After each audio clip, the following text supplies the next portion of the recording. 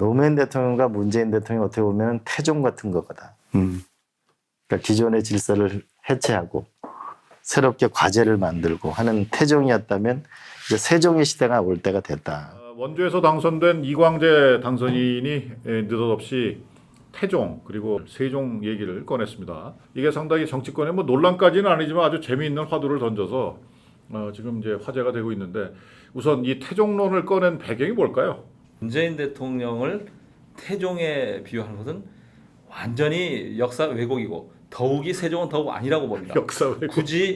굳이 조선 시대의 그 군주와 비교를 한다면 저는 두 가지 측면이 있다고 봅니다. 긍정적인 면과 부정적인 면이 있는데 부정적인 측면을 강조를 하면 저는 조선 시대 가장 최악의 왕 중에 한 명으로 불리는 선조 임금과 비유할 수 있다고 보고 또 긍정적인 면을 강조하면 그 병자호란 이후에 인조의 뒤를 이은 그 효종 대왕에 비유하면 적절하다고 봅니다. 태종은 통합의 군주가 아니었습니다. 그렇죠. 오히려 그 자기가 권력을 잡는 과정에서 도왔던 사람들을 모두 다 숙청을 해버렸어요. 뭐 이숙번이라든가 이거희, 심지어는 자기가 반대했던 황희를 정승으로 기용하기도 했었죠. 오히려 이제 태종이 그렇게 했던 배경은 뭐냐면 그 세종, 그 충녕한테 왕위를 물려주면서 이런 말을 했어요. 아들아, 피는 내가 볼 테니 너는 성군이 되어라. 라고 말하면서 그런 의미로 쓴 것으로 보면 아니 태종이라는 지금 의미는 좀 우리 맞을 김 수도 기자 있을 말 것 들으니까 같고. 네. 그 텔레비전 드라마 유명했던 용의 눈물 같은 드라마 보고 한 얘기 같아요. 용의 눈물 한 번도 본 적이 없습니다. 역사는 단절된 게 아니라 계속 연속선상이다. 그런데 이광재 의원은 기존의 질서를 해체했다. 그런데 사실 지금에 이루어지고 있는 문재인 대통령의 개혁 정책들의 상당 부분은 DJ 때 초석을 다졌던 거거든요.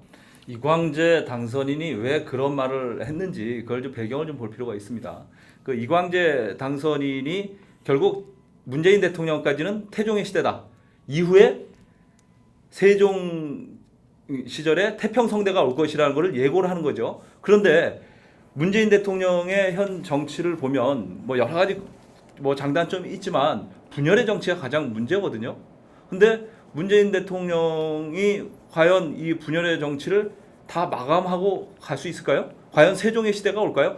그거는 그 친노 또는 친문 그쪽 분들의 희망사항인 거죠. 혹시라도 저는 이런 생각이 듭니다. 이광재 당선인이 그 세종이 자기가 되고 싶은 희망상을 얘기한 것이 아니냐 이런 생각도 좀 듭니다. 저는 뭐 그 말에 동의합니다. 그리고 사실 21대 국회가 시작함과 동시에 당권 경쟁에 뛰어들고 대권 경쟁에 뛰어드는 거 아닌가 뭐 이런 불을 붙인 거 아닌가 생각도 들어요. 맞습니다. 지난주 금요일 날 그 갤럽 여론조사를 보니까 대선 후보 선호도 조사에서 이낙연 전 총리가 28%로 1위로 나왔어요. 그 이후에는 이제 11%의 이제 이재명 그 경기지사가 있는데 여러 번 말씀드렸지만 이낙연 전 총리는 이른바 친문 문파 핵심이 아니잖아요. 그러니까 핵심 주류가 아니란 말이에요. 그렇죠. 그러니까 이광재 전 지사의 얘기는 뭐냐면 친문 혹은 자기를 포함해서 이런 사람들이 대통령을 계속 이어가야 된다. 태종에 이어서 세종의 그 치세를 이어가야 된다라는 어떤 당위성, 희망상을 얘기한 것으로 해석할 수 있다는 얘기입니다.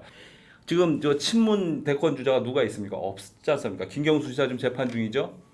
조국 저렇게 됐죠. 안희정 저렇게 됐죠. 사실상 친문 그 핵심 중에 적자가 굳이 얘기하자면 이광재 저 당선인밖에 없는 상황이거든요. 이광재 의원이나 유시민 이사장이나 김경수 경남도지사 등이 만나서 한 얘기는 노무현 정신을 이어받은 사람이 대통령이 돼서 세종이 됐으면 좋겠다 이런 의미로 본다면 과연 지금 민주당 내에 우리 정치권 내에 세종은 누굴까 봤을 때 세종의 역량에 버금가는 분이 있느냐 없느냐고 보면 사실 고개를 수근거리는 분도 있을 거고 갸우뚱한 분도 있으실 거예요. 분명한 건 이제 세종의 시대는 오지 않았다는 건데 제가 아까 선조의 그 문재인 대통령과 노무현 전 대통령을 제가 비유한 이유는 선조는 가장 조선시대 군주 중에 분열의 정치를 한 사람입니다.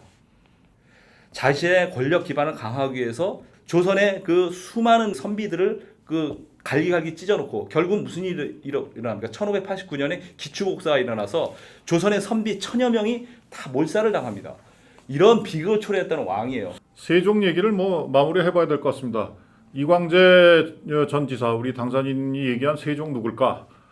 본인도 아까 포함이 될 거라고 말씀하셨는데 한번 예측을 한번 해보시죠. 어떻게 세종이 과연 누굴까요?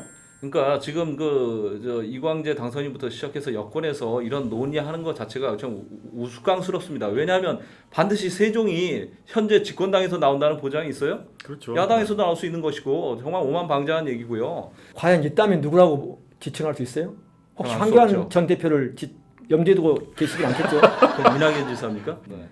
이제 여권만 본다면 이낙연 전 총리, 정세균 현 총리, 그리고 뭐 김두관 의원, 뭐 김경수 경남도지사 등, 그리고 뭐 이제 박원순 서울시장님도 계시고 이재명 경기지사님도 네. 계시는데 이분들 중에 세종과는 거리가 멀다는 분도 있고, 네. 그때 세종과는 거리가 좀 가깝다는 분도 있고, 네. 그리고 또 안철수 이제 전 의원도 있는데 대통령 우리가 모든 사람 쪽에서 나오진 않습니다. 아는 사람 중에 한 명인데 이광재 의원의 세종 시대라는 얘기를 이렇게 해석하면 돼요.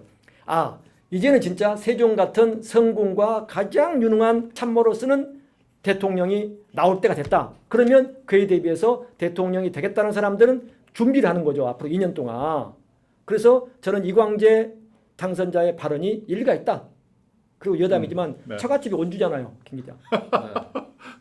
자, 오늘 모자까지 쓰고 나오셔가지고 아주 뭐 독특한 캐릭터로 아주 재미있게 잘 해주는데 사실 이 세종론, 태종론 이것은 어떻게 보면 민주당이 집권을 하겠다는 것을 전제로 한 얘기입니다. 희망상을 네. 얘기한 것이죠. 그리고 국정 하반기인데 어떻게 할 것인가, 그리고 21대 국회를 어떻게 잘 운영할 것인가 이런 문제 고민해야지 태종론, 세종론 이런 거 거론하는 게 적절한지 저는 개인적으로 그렇게 생각합니다. 노무현 문재인 그 핵심 측근이라는 사람들 몇 사람이 앉아서 하는 유튜브니까 어떤 네. 말도 할 수는 그 있었겠죠. 세종도 자기가 왕이 될 줄은 몰랐어요. 그러니까 네. 세종이 진짜 누가 될지는 충령이 될지 양령이 될지 효령이 될지 아무도 알 수 없는 건데 너무 섣부른 얘기들 하지 마시고 지금 국가적으로 좀 위기인데 위기 극복에 좀 집중해 주셨으면 좋겠습니다. 네, 오늘 뭐 노컷 카톡 여기서 마치겠습니다.